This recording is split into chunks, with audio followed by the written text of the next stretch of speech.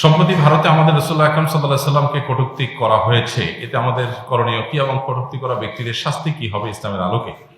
দেখুন, মুসলমানদের একটা জায়গা আছে, সেটা হলো নবী করিম সাল্লাল্লাহু আলাইহি সাল্লামের ইজ্জত, সম্মান, আবরু। এই জায়গাটাতে মুসলমান কোনো কম্প্রোমাইজে যেতে পারে না। সব জায়গাতে যা ছাড় দিতে পারে বা না পারে, এই জায়গায় মুসলমানের ছাড়ের কোনো সুযোগ নেই। সারা বিশ্বের সমস্ত ওলামা একরাম একমত, নবী করিম সাল্লাল্লাহু আলাইহি সাল্লামকে কটূক্তিকারীর শাস্তি হলো চরম শাস্তি, মৃত্যুদণ্ড। অনেক ইমামদের মতে তো এই লোক তওবা করলেও আল্লাহর কাছে তওবা কবুল হবে, আখিরাতে সে নাজাত পাবে, দুনিয়াতে শাস্তি তাকে ঠিকই পেতে হবে। যদিও এর বিপরীত মত রয়েছে যে তওবা করলে আল্লাহ তাআলা তওবা কবুল করবেন সব অপরাধের মতো। বিষয়টা এতটাই জঘন্য যে তওবা করলে আখিরাতে আল্লাহ তওবা কবুল করবেন এবং সে জাহান্নামে হয়তো যাবে না, কিন্তু দুনিয়াতে তার শাস্তি ঠিকই কার্যকর কথা একটা শক্তিশালী মত রয়েছে ওলামাদের। তো এই যে ব্যাপারটা প্রমাণ করে যে নবী সাল্লাল্লাহু আলাইহি সাল্লামের অবমাননার বিষয়ে মুসলমান সবচাইতে সিরিয়াস থাকবে। আর ভারতের যে পুরোহিত নবী করিম সাল্লাল্লাহু আলাইহি সাল্লাম সম্পর্কে কটূক্তি করেছে, তার বিরুদ্ধে আমরা দেখেছি যে মুম্বাইতে মানুষ জমায়েত হয়েছে, খুবই ফেটে পড়ছে। আমাদের দেশ থেকেও আমাদের আওয়াজ তোলা দরকার যে নবী সাল্লাল্লাহু আলাইহি সাল্লামের অবমাননা পৃথিবীর যে প্রান্তেই হোক না কেন, মুসলমান তার জন্য কষ্ট অনুভব করবে এবং তার ক্ষোভের কথা সে প্রকাশ করবে। তার সাধ্য অনুযায়ী সেই অন্যায়কে প্রতিহত করা, এর বিরুদ্ধে প্রতিবাদ করার সে চেষ্টা করবে। এটা আমাদের ঈমানের দাবি। নবী সাল্লাল্লাহু আলাইহি সাল্লাম বলেছেন, লা ইউমিনু আহাদুকুম হাত্তা আকুনা আহাব্বা ইলাইহি মিন ওয়ালাদিহি ওয়া ওয়ালিদিহি ওয়ান নাসি আজমাইন। কোন মানুষের সন্তান, বাবা মা এবং সকল মানুষের চাইতে প্রিয় নবীজি যদি তার কাছে প্রিয় না হয়, সে কখনো পরিপূর্ণ মুসলমান হতে পারে না। এজন্য নবীজি সাল্লাল্লাহু আলাইহি সাল্লাম, যিনি বিশ্ব মানবতার জন্য তার জীবন সবকিছুকে উজাড় করে গেছেন, তাকে কটূক্তি করা হবে আর মুসলমান সেটা মেনে নেবে, এটা কোনোদিনই হয় না। এই জায়গাটাকে মুসলমান কোনো ছাড় দিবে না। নবী সাল্লাল্লাহু আলাইহি সাল্লামের ভালোবাসা, এটাই হলো ঈমানের মিটার। যার ভিতরে যতটুকু আছে তার ঈমান ততটা পাকা। অতএব এই ব্যাপারে আমাদের প্রত্যেককে যার যার জায়গা থেকে প্রতিবাদ চালাতে হবে, সোচ্চার থাকতে হবে। তবে এই জাতীয় কোনো ঘটনা ঘটলে আইন হাতে তুলে নেওয়ার আগে আমাদেরকে ভাবতে হবে যে আইন হাতে তুলে নেওয়ার এই প্রবণতা বা প্রচলন যদি শুরু হয়, তাহলে সমাজে বিশৃঙ্খলা একটা অবস্থা হবে। প্রত্যেকে যার যার মতো জাজমেন্ট করে সে বিচার করা শুরু করে দিবে। এই জন্য এই জায়গাটাতে আমাদেরকে সতর্ক থাকতে হবে এবং এদিকে যাওয়া যাবে না। বিচারিকভাবে এই শাস্তি কার্যকরের জন্য সর্বশক্তি দিয়ে আমাদের চেষ্টা চালাতে হবে, প্রতিবাদ জানাতে হবে। বিশেষ করে ভারতের মুসলমানদের যে আহত হওয়ার ঘটনা এখানে ঘটেছে, এটা ভারতের ইস্যু না। আমরা অনেক সময় মনে করি যে ভারতের ইস্যু, অমুক দেশের ইস্যু, তমুক দেশের ইস্যু, ফিলিস্তিনিদের ইস্যু। গোটা বিশ্বের মুসলমানরা একটি দেহের মতো। কোনো এক জায়গায় যখন আক্রান্ত হবে, অন্যরা কষ্ট অনুভব করবে, এটা মুসলমানদের ইস্যু। আর নবী সাল্লাল্লাহু আলাইহি সাল্লাম যেহেতু ভারতীয়দের যে নবী, আমাদেরও সে নবী মুহাম্মদ সাল্লাল্লাহু আলাইহি সাল্লাম, ভিন্ন কেউ নন। অতএব পৃথিবীর যে প্রান্তে নবী অবমাননা করা হোক, গোটা বিশ্বের সমস্ত মুসলমানদের হৃদয়ে রক্তক্ষরণ হতে হবে। আমার বাবাকে, আমার মাকে যদি কেউ কটু কথা বলে, গালি দেয়, সেটা কোন দেশে দিয়েছে এটা ম্যাটার করবে না আমার কষ্ট পাওয়ার ক্ষেত্রে। আমার কষ্ট ঠিকই লাগবে যে দেশেই দেওয়া হোক না কেন। বিধায় এটা ইস্যুটা ভারতীয় মুসলমানদের শুধু না, এটা গোটা বিশ্বের মুসলমানদের ইস্যু।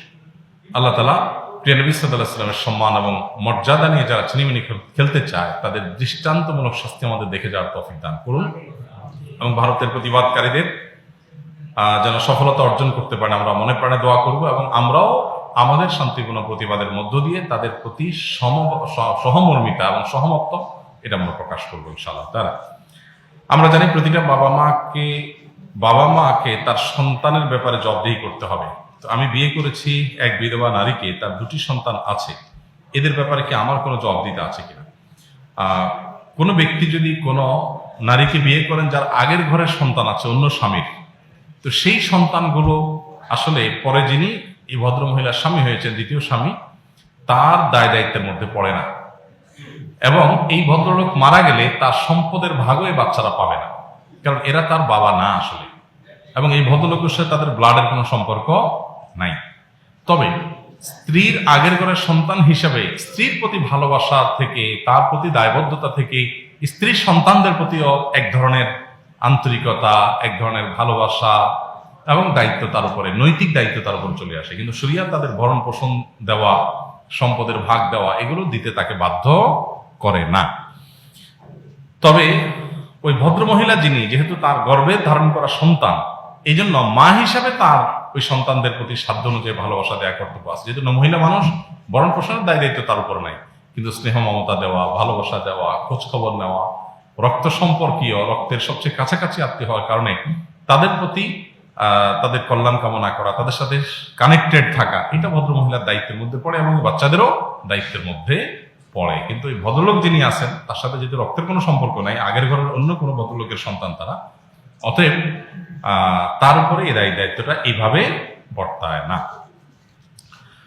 আমি সরকারি তোলারাম কলেজ নারায়ণগঞ্জ ফিলোসফিতে মাস্টার্স করি, পাশাপাশি একটি চাকরি করি কোম্পানিতে। আমি চাই প্রতি শুক্রবার সারাদিন আমার মেধা ও শ্রম দিয়ে আসন্না ফাউন্ডেশনের সাথে সংযুক্ত থাকতে। এই বিষয়ে আপনার পরামর্শ কামনা করছি, অথবা প্রতি শুক্রবার ইসলামিক কাজে নিয়োজিত থাকতে চাই। আসন্না ফাউন্ডেশন যদি শুক্রবারে অফিসিয়াল কাজ কাম বন্ধ থাকে, এই জন্য শুক্রবার আপনি সেখানে গিয়ে আসলে কোনো কিছু করতে পারবেন না। তবে আমাদের এখন বন্যা দুর্গত এলাকাগুলোতে ত্রাণ পরবর্তী বন্যা পরবর্তী পুনর্বাসন কার্যক্রম চলছে। সেখানে আপনি যদি যান, সেখানে তথ্যপত্র যাচাই বাছাইয়ের কাজ করতে পারেন। তো একদিনে যাওয়া আসাতে আপনার পোষাবে কিনা সেটা একটা ব্যাপার। আর এর বাইরে নিজে যেখানে আছেন সেখানে ইসলামিক জ্ঞান অর্জন করতে পারেন। আপনার মহল্লাতে, এলাকাতে অন্যদেরকে ইসলামের প্রতি দাওয়াত দিতে পারেন, কোনো অভাবী মানুষের কষ্ট দূর করতে পারেন। আপনি যে কোনো কল্যাণ কাজে নিজেকে সামিল রাখতে পারেন। এরপর একটা লম্বা চিঠি দেখছি একটা ফাউন্ডেশন থেকে, প্রোগ্রামের জন্য বলেছেন। আসন্না ফাউন্ডেশনে যেতে হবে আমার যে কোনো প্রোগ্রাম করে। এখানে আসলে কোনো কথা উপস্থাপন করে কোনো লাভ নাই। আমাদের প্রথম কথা হলো আমরা কোনো মাহফিলের দাওয়াত নেই না। সকল মাহফিল একেবারে শুরুতেই বা আমরা কোনো মাহফিলে যাচ্ছি না।